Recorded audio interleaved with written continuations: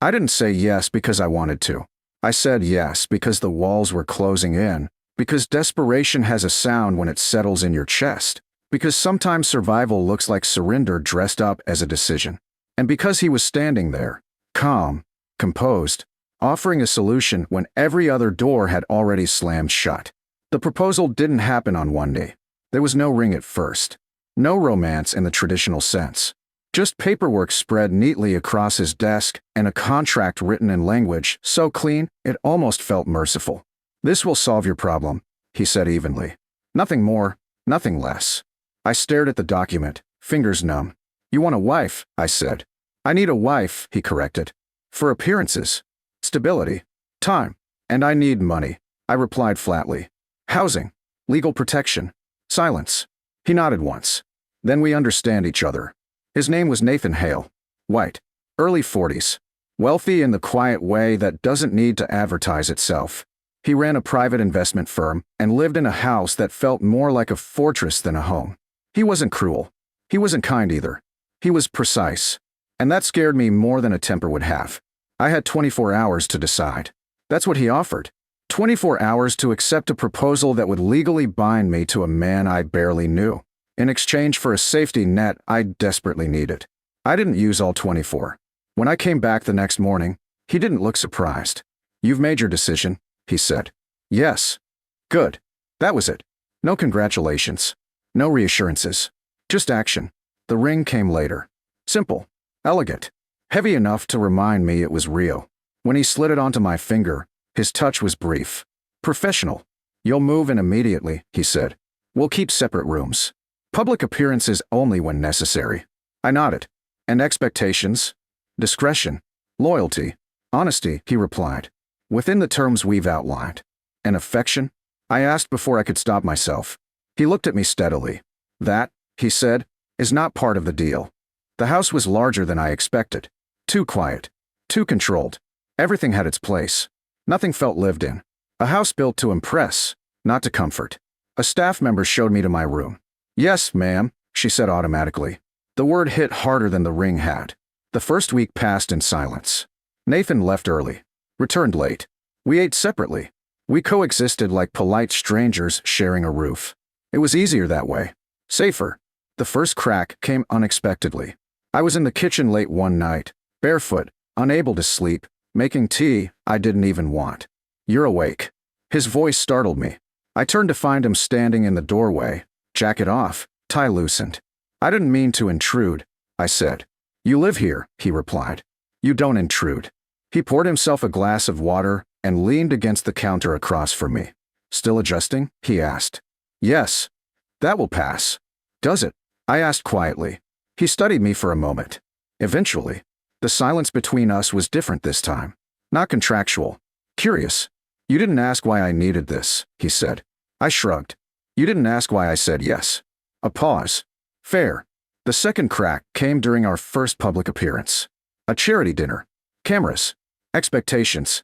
I wore a dress chosen by a stylist I didn't hire.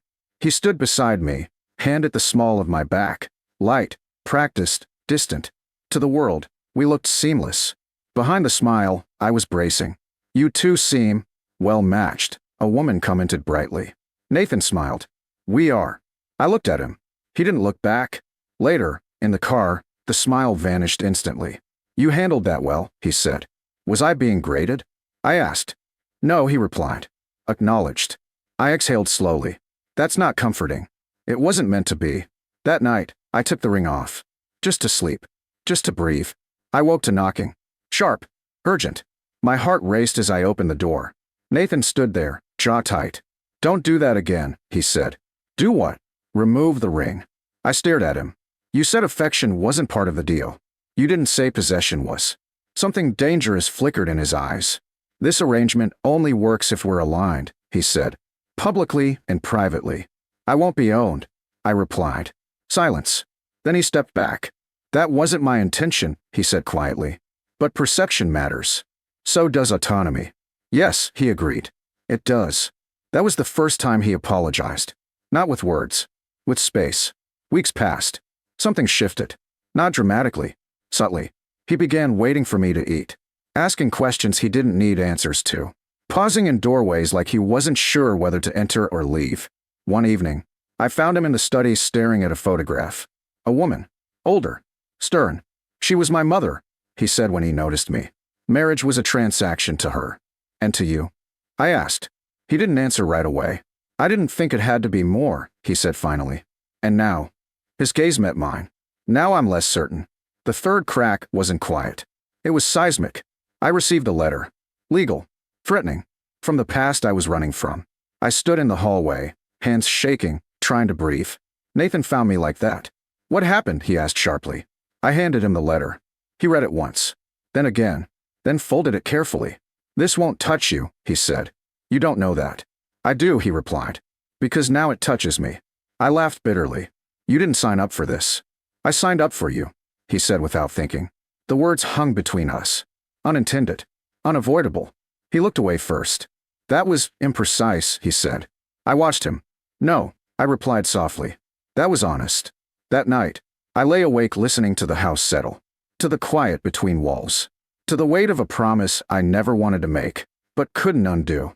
Because somewhere between desperation and survival, something had shifted. And what followed was already slipping beyond the deal we'd agreed on. The letter changes everything. Not because of what it threatens, but because of what it exposes. I watched Nathan after that night. The way he moves through the house like something has shifted under his feet. He's quieter, more deliberate.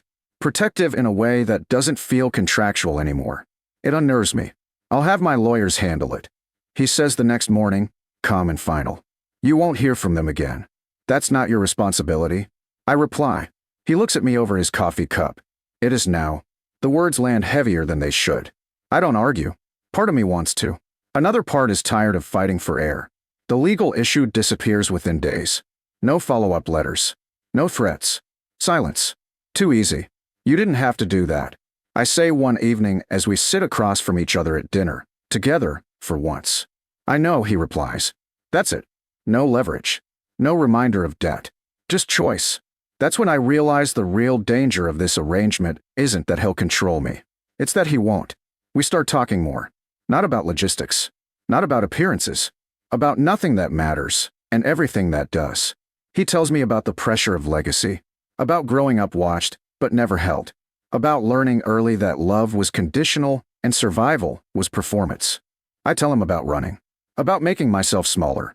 About how desperation teaches you to accept less than you deserve just to stay afloat.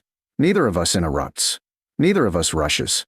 The first time he touches me outside of obligation is accidental. We're standing in the kitchen, late, both reaching for the same glass. Our fingers brush. We freeze. It's nothing. And it's everything. I'm sorry, he says immediately. I shake my head. You didn't do anything wrong. He studies me carefully. I don't want to do anything you feel cornered into. I know, I say. And I do. That's the problem. The deal begins to erode. Not dramatically, but honestly. He asks before entering my room now. He checks in instead of assuming. When we attend events, his hand still rests at my back, but lighter, aware, asking permission with pressure alone. And every time, I let him. The line between necessity and want blurs. Terrifyingly. One night, I wake from a nightmare gasping. I don't remember standing in his doorway. I just remember his name leaving my mouth before my pride could stop it. He doesn't ask questions. He doesn't hesitate. He opens his arms. I sit on the edge of his bed, shaking. He doesn't touch me until I nod. When he does, it's careful, solid, anchoring. I cry into his shoulder like someone who hasn't been allowed to fall apart in years. I didn't plan this, I whisper. Neither did I, he replies quietly. But I don't regret it. That's when I realize. I don't either. The next morning, I move the ring from the nightstand back onto my finger. Not because I have to, because I want to. The reckoning comes 3 months later. At a dinner with investors. A man laughs too loudly and says, "You got lucky. A wife just in time." I expect Nathan to smile politely. He doesn't. "This isn't luck," he says evenly. "And she isn't a solution." The table goes quiet. "She's my partner," he continues. "In every sense." I inhale sharply. He didn't clear that line with me. But when I look at him, he's not performing. He's choosing. That night, I confront him. "You didn't have to say that." "Yes," he says. "I did. That wasn't part of the deal." "No," he agrees. But this isn't either. He steps closer. Not crowding. Not cornering. Just present. I know you said yes because you had no choice, he says. But if you still feel that way, if this feels like survival instead of consent, I need to know. I swallow. And if I don't, I ask. Then we rewrite everything, he says. Or we end it. The auction is real. The door is open. That's what breaks me. I said yes because I was desperate, I admit. But I stayed because you never used that against me. His jaw tightens. And now I don't know where necessity ends and want begins. He nods. Neither do I. The kiss happens then. Not rushed. Not hungry. Intentional. He waits until I lean in first. When our lips meet, it's slow, grounding, full of restraint that's been practiced for months. It doesn't feel like escape. It feels like arrival. We don't rush intimacy after that. We talk. We define boundaries. We undo assumptions. The deal dissolves, not in flames, but in clarity. A year later, we renew our vows. Privately. No press. No performance. Just truth. This time he kneels. This time, I don't hesitate. I didn't say yes because I had no choice. I said yes because I finally did. Sometimes survival opens doors you never intended to walk through. And sometimes, what follows isn't part of the deal. It's the life you didn't know you were allowed to choose.